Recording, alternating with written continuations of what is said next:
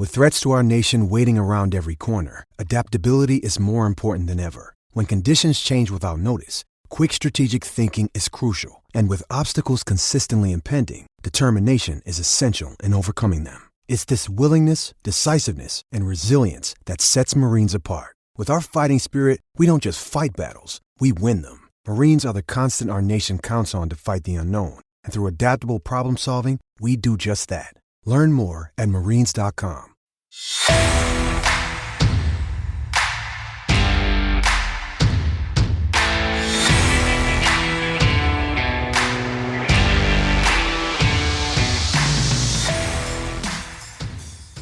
And you said the word efficient. I kind of made jokes when people talked about grinding. I said, no, you're not a grinder. You're just poor with time management. You're not efficient. It's taking you 3 hours to do what it takes someone else an hour to do. That's not grinding. That's being poor with your organization and your time management.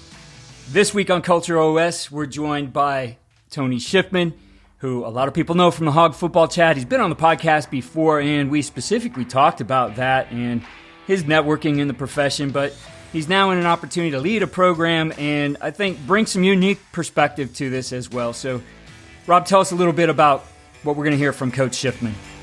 Well, when Tony and I sat down, we started with his journey as a coach because I think there's always something that we take away from our previous stops. And Tony's been at the collegiate level and now taking over the helm as a head football coach in Wisconsin. So we start there, and he does a great job of talking about the things he learned at the collegiate level and how that's going to affect the program building of what he does. He also discusses a few great items about taking over a program that's had previous success.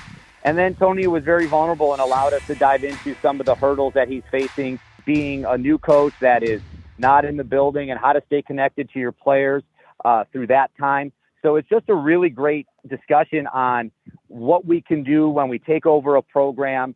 How are we going to get our mission, vision, and purpose interjected into that program? And then even looking at some of the harder things, the harder conversations when you're starting a program or taking over one like Tony is. And I'll be back with Rob at the end of this interview. So here's his interview on Culture OS with Anthony Shiffman.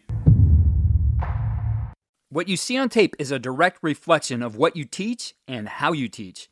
Video is important, but if you don't teach well, you're not going to like what you see on your video. First Down Playbook has been helping coaches teach better for 13 years. It allows you to present installs, playbooks, and practice cards in half the time with NFL quality. Coaching tools like video pairing, a player app, practice schedules, and wristband sheets have made First Down Playbook a program management system with everything in one place. If you're in a position of leadership with your football program, receive a free 1-week look at First Down Playbook. Call them at 512-814-6158 or visit them on their website or social media. Mention Coach and Coordinator Podcast or use the coupon code COACH24 to receive a $100 discount off the normal $700 First Down Playbook team membership price. Links and the phone number are in the show notes. As coaches, we know that some of the biggest hurdles to our team's success can come from off the field. Your team needs support to tackle the endless list of expenses, uniforms, training equipment, travel, and more. But raising that money can feel like a full-time job.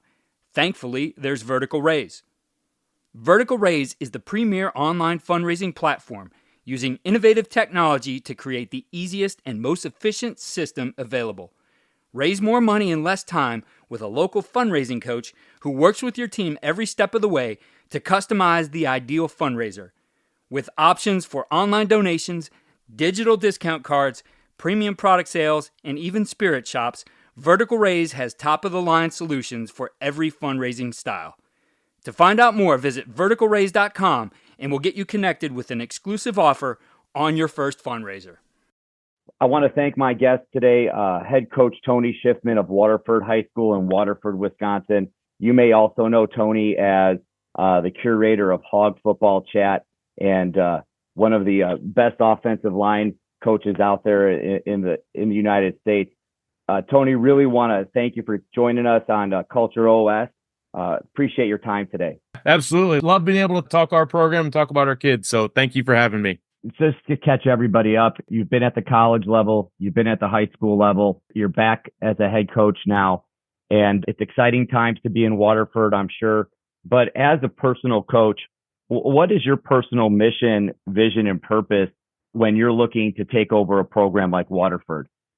You want to connect with kids. You want to build relationships first, and you want to make sure that those kids understand that you have their best interests at heart. And, when it all gets down to it, when you kind of boil it down and get down to the real nitty gritty of it, we want to make great young men. We want to send our boys, and we actually had a couple female managers this year too. So I'm going to include them in that. We want to send our students off to being great people in life. I was just having a conversation with a young man yesterday about football, and I told him I don't really care what you do out there. I care about what you do here and in your future. And so that's been sort of a lesson that's been instilled in me since day one is just making sure that we're creating great human beings and great people, and if we can do that and we can get that day to day out of them and get that mindset out of them, the on the field stuff's going to be easy, in my opinion. So that's the real big thing for me,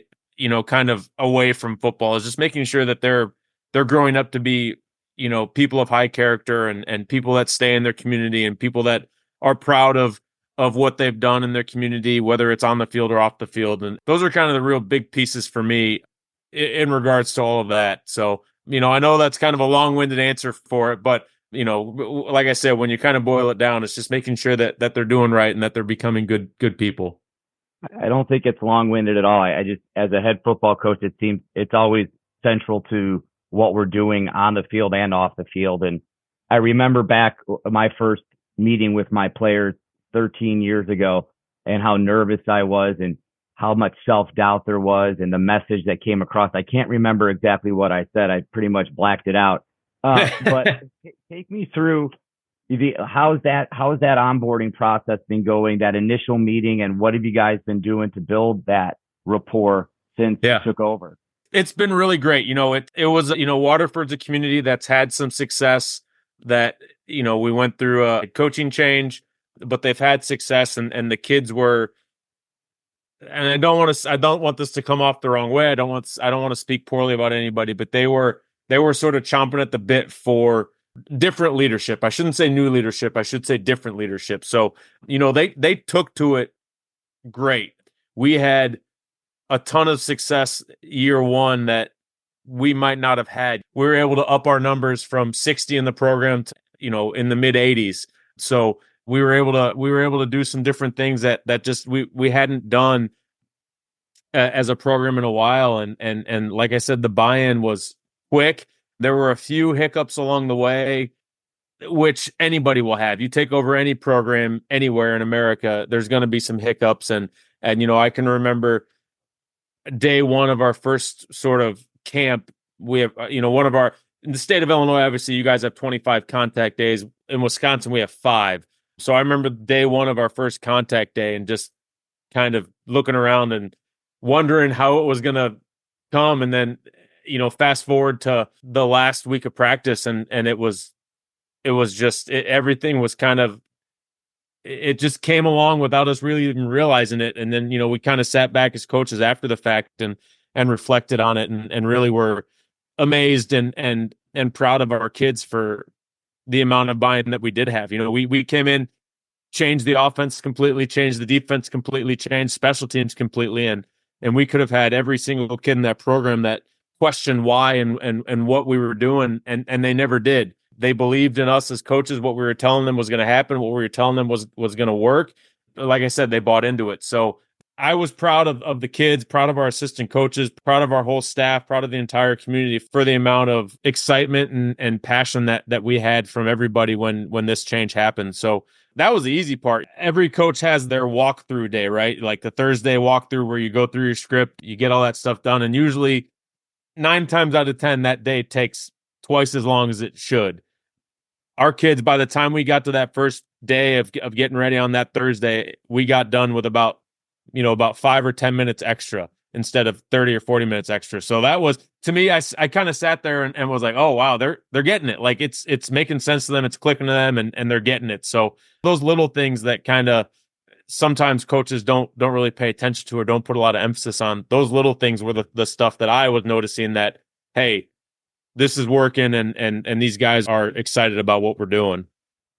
It's such a great level of thought going into your program development, which is, I think, one of the missing points, or not the missing points, but often overlooked, about how much forethought has to go into developing every system of the program. And when you're talking about changing offense, changing defense, and that the collateral damage that creates, that must have been a tremendous level of buy-in your players had.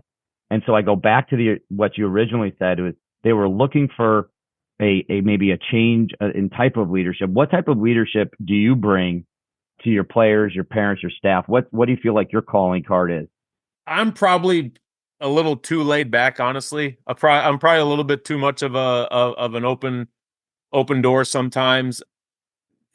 I like to have fun with the game. I like to have fun with the kids. I like to make sure that they understand that it's a game, that we're having fun. So, I guess if you want to call me a player's coach, you can call me a player's coach. But, they also know that there's times for fun and there's times for work, and they know the difference. They know when it's time to have fun, when it's time to work. So that to me is kind of how I've always been, whether it's as a position coach or a coordinator or a head coach, is just, hey, let's have fun. Let's enjoy what we're doing.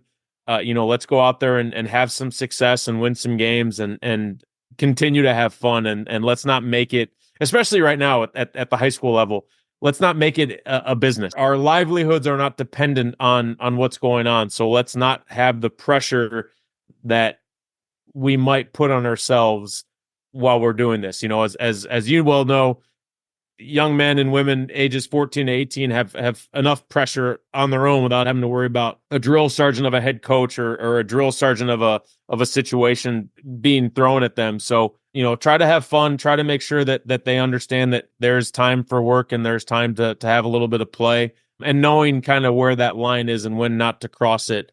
That's kind of how I am as a coach, and that's how I've always been. And I don't want to change it. I'm not going to change it. I feel like if I change it, then I'm forcing it. And when you force something like that, kids can see it, and then they understand and they know that you're kind of being a BSer, and I don't want that. I want my kids and coaches and everybody to know that I'm open and honest with them, and if there's a problem, I'll tell them, and then we'll fix it and move on. So, I don't want to skirt around things or hide from any of those situations. So making sure we're having fun, making sure we're enjoying what we're doing, and making sure that we're going out there and putting a good product on the field too.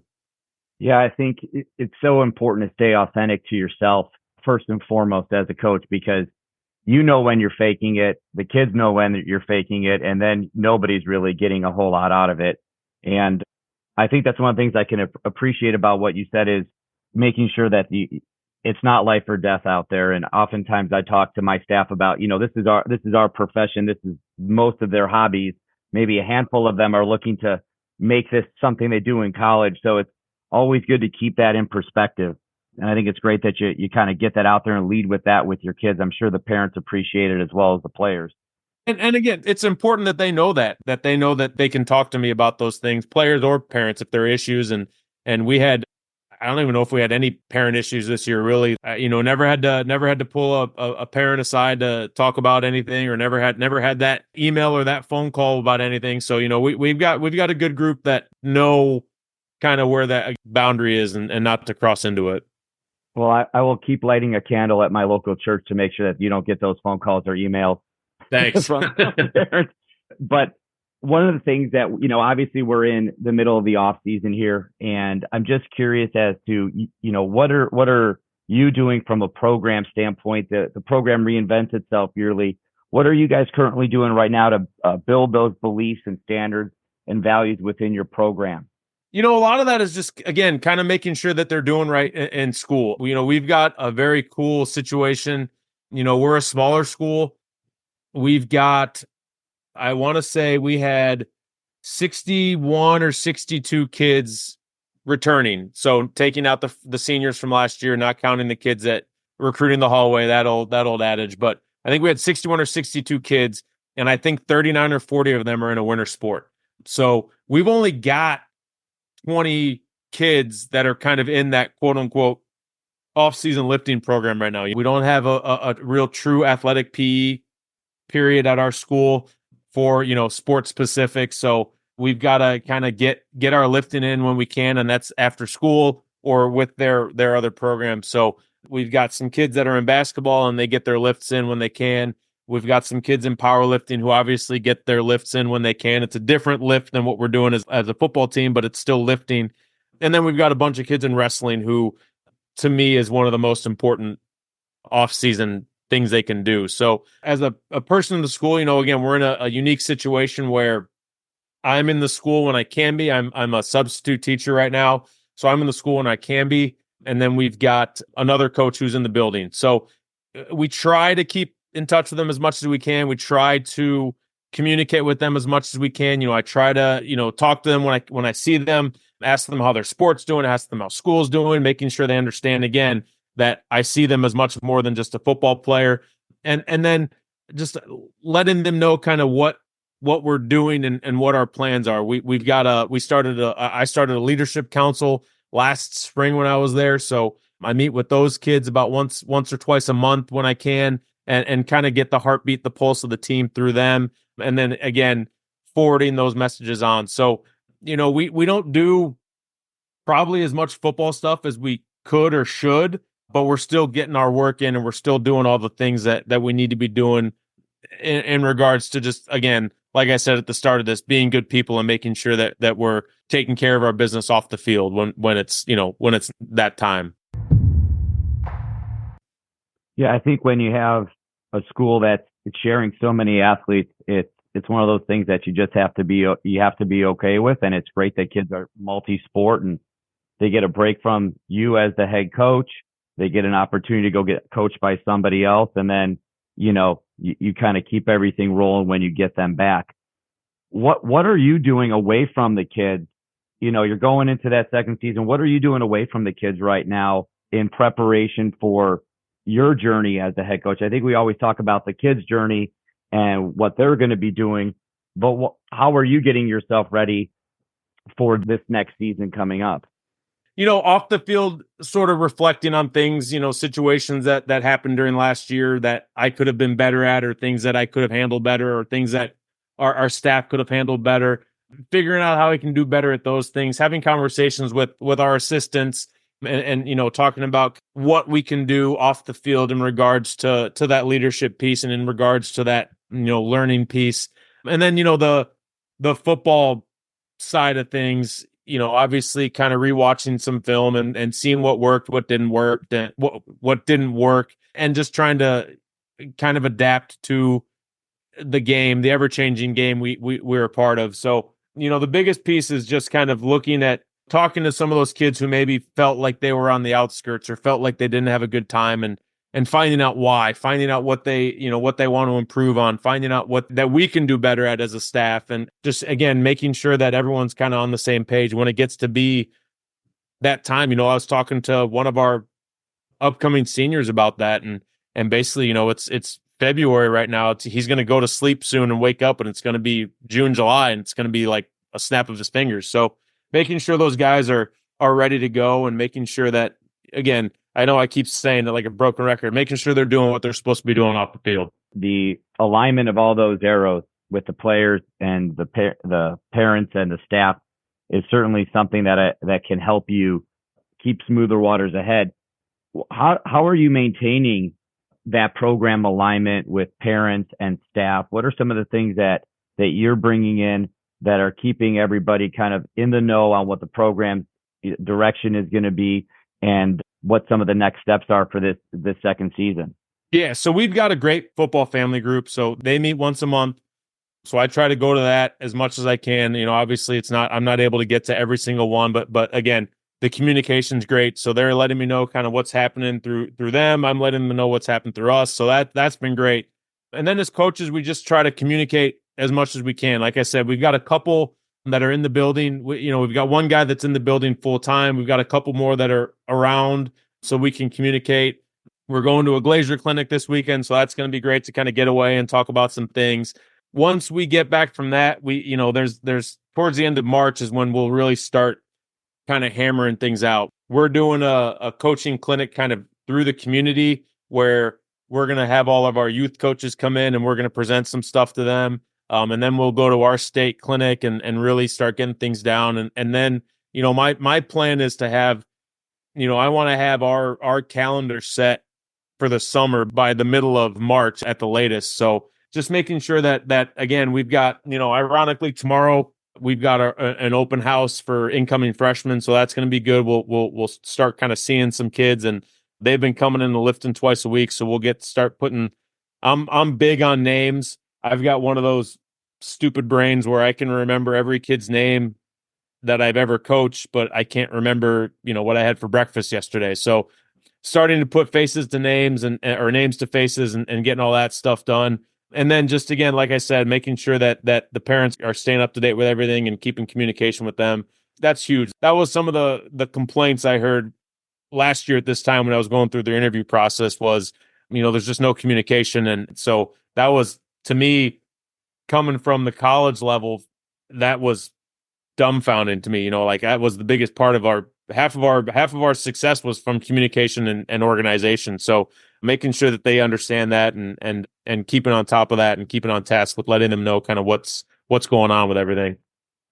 I think it touched on a lot of great points there, just so those who are listening, just to kind of rehash it. Like, I love the fact you talked about bringing in your middle school kids into lift. It's such an important part to start to get that ball rolling, to tether those kids in so that they start to feel the energy that you're creating in the program. And then from a parent standpoint, communication, it's like the missing link sometimes. And I just had a parent meeting with my 3 parent leaders, and I write a newsletter. I have a Remind app, and then we send a MailChimp email, and it was almost like it was too much. Like you always have to make sure that there's that fine line, but the parents have to be in the know, because you're talking about 14 and 15-year-old kids who will forget their head if it's not attached to them, and tethering them into it gives them so much ownership of what's going on. You also kind of hit on what you said, the word, complaint, but I have a twofold question here. And, I send you the questions early on, and I want to dive into this one. Every coach is going to face hurdles. There's going to be adversity. As a new head coach, sometimes that adversity comes from different directions. But the first one I want to start with is the one that I think a lot of coaches have to deal with, is that work-family relationship. I don't say balance because I just don't know if that's achievable. Take me through how you're navigating those waters. Well, so to understand that, you've got to understand my past a little bit in my 2020 season, where I was driving an hour and a half one way to coach. And I had just had a newborn in April of that year. And, a job that I was hoping on fell through. And I had to kind of scramble last minute, and I ended up taking another job. And so I was driving, like I said, I think I did the math, and I've told a couple people this, from like June 1 to November, middle of November 14th, I think I put like 19,000 miles on my car. And so that was tough. Those were getting up at 6 o'clock in the morning and not getting home till 8 o'clock at night days. And it was tough. When we were let go, I remember sitting and talking with my wife and just saying, this was not good. This was hard. We made it work, but this was not ideal. Let's never have to be in this kind of situation again. So now, my commute's 20 minutes. I'm home for dinner every night, obviously, except for, Friday nights in the season, but home for dinner every night. And, it's just a much healthier environment situation. My wife and baby are able to come to every game, home or away. I think she missed maybe one game this year just because we were a little bit further away than she would have hoped, but they're able to make it everywhere. I'm able to see them after the game, and then that was good. And I'm not, again, kind of touching what I talked about a little bit. We're high school football coaches. There's no need for us to be in the office on a Saturday from 8 a.m. to 8 p.m. There's no need for us to be in the office on a Sunday from 8 a.m. to 8 p.m. It's just not. It's not necessary. Saturdays I gave to coaches that, that's our day. We, watch a little bit of film, get a little bit of work done, but I don't want to burden you with all these things. I don't want to keep you from your families because it's not necessary. And I'm sure there's people listening to this that are shaking their head and saying, well, that's why you're not successful, or that's why you don't have 15 state titles or whatever. Well, fine, whatever. If that's what it takes to have 15 state titles, I don't want them. So, making sure that there is that healthy balance, like you said, of football and family. And so, it was those were those things, those were those kind of situations that, looking on it as when I got the job of hey, maybe in the past I've had practice on Saturdays. We're not gonna do that. We're gonna come in. We came in on so we basically from Friday night at 10:00 game ends, we're done. I don't see them until Sunday, and I think coaches would come in 4 to 5, and then the kids would come in from essentially 5 to 6 on Sunday. And then that's it. And then we're done with the week. Monday, it's start over for the new week. So a lot of it is on the coaches themselves, the individual coaches, to kind of watch their film and break it down and grade and do all that kind of stuff. But again, if your time management skills are good and you're not, you understand what you're doing, that doesn't take you a long time. It's not a difficult thing to do. So, kind of putting it on them a little bit, to be responsible, just like we asked the kids. But I don't want to see them. There's text messages throughout the day. There's a few phone calls here and there. But when we come back in on Sunday, now it's time to kind of finish up that week, and then we'll move on. So there's got to be that balance, because again, we've got a lot of coaches with children, a lot of coaches with wives who want to see them throughout the week and weekend. So that's important to me, and I know that's important to a lot of the guys that we have on staff too. Absolutely. I think it all comes down to, what is your definition of success, right? Like, is it 15 state championships, or is it establishing good people on and off the field and having a healthy relationship at home as well with your kids and your significant other? Derek Leonard at Rochester. Yeah. I know for a fact Derek is not one of those grind it 20 hours a day guys. He's not. No. And so, and he's got 9 state titles right now. He just won his 9th. So there's guys out there doing it the right way with the right kind of balance and having success. And that's just, those are those guys that I strive to be like. That's not, I'm not that other way. I'm not the guy that's going to, like I said, I even hate the word grind. I think I've talked about it a couple of times on social media. It's the actual definition of grind is to wear something down till there's nothing left. And that's what these coaches take, quote unquote, they take pride in that. And that to me is ridiculous. That I appreciate you telling everybody that story about your 2020 season, honestly, because I think it speaks to a lot of the questions that I have about, when we coach. You can tell it's a passion for you. You can tell it's a calling for you. You wouldn't have gone through such a grueling schedule. But then it also, looking at it now, shows that the football coach can evolve. We don't have to stay the same. We can learn about what we like and what we don't like. And then when we become head coaches, we truly can create the program that we want to create for ourselves, our staff, our parents, and our players. We don't have to live in somebody else's mold. And I think a lot of coaches sometimes come in thinking it's got to be a certain way. Maybe somebody before me in that program ran it X, Y, and Z, and I've got to do it that way.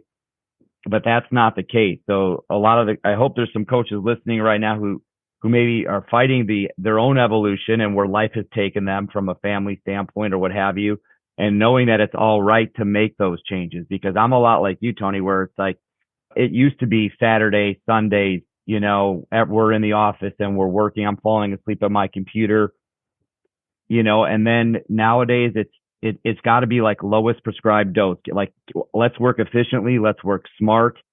And when we're together, be present, but let's also make sure that we're keeping the main thing. And that needs to be more than just the left-hand column of the win and loss, So I really appreciate you sharing that. That's just such a great window into your philosophy.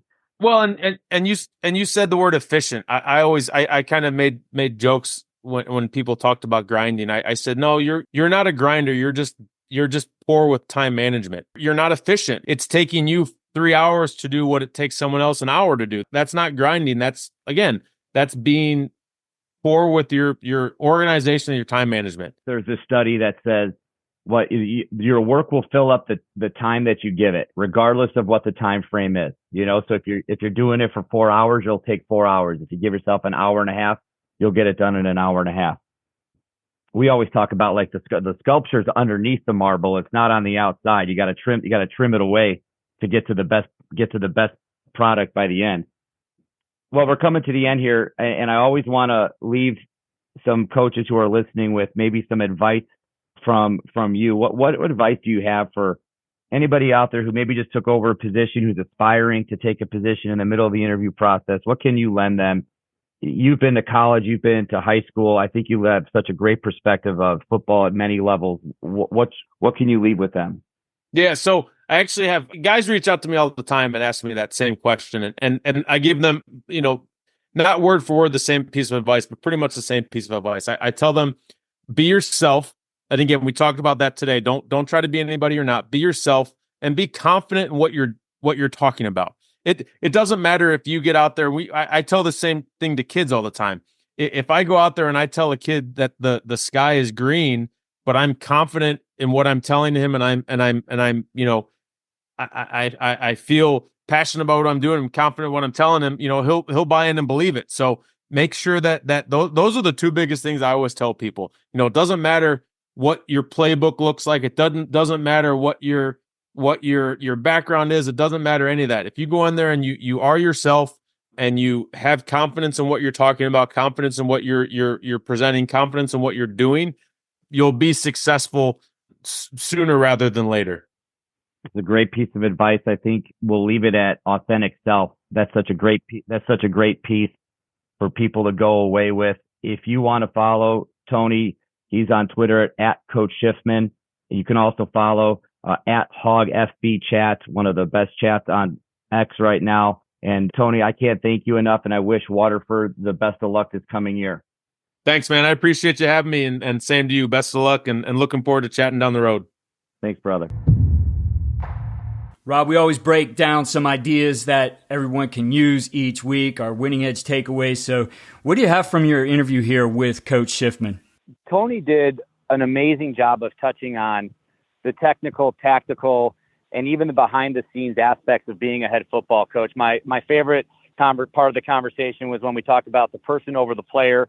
It's near and dear to my heart. We always talk about the person underneath the mask, and Tony's going to build his program by getting to know his players, getting to know the person behind it away from the field. I thought that was a very unique aspect. One of the best things that he talked about in any of the podcasts that I've done has been the authentic self. And many of the guys that we've talked to have discussed it, but Tony gave a great definition of the authentic self and how we have to stay true to our core beliefs as head coaches. There's going to be resistance. There's going to be hurdles. But at the end of the day, we have to lead authentically and lead with what we feel we believe in. And then he talked about, staying connected when staying connected is hard. And we're a couple years out of COVID, so maybe some of us don't remember how difficult it was. But Tony's not in the building. He works as a part-time substitute, and talked about how he can maintain that connection with his players and build that foundation. Thought that was a really unique perspective.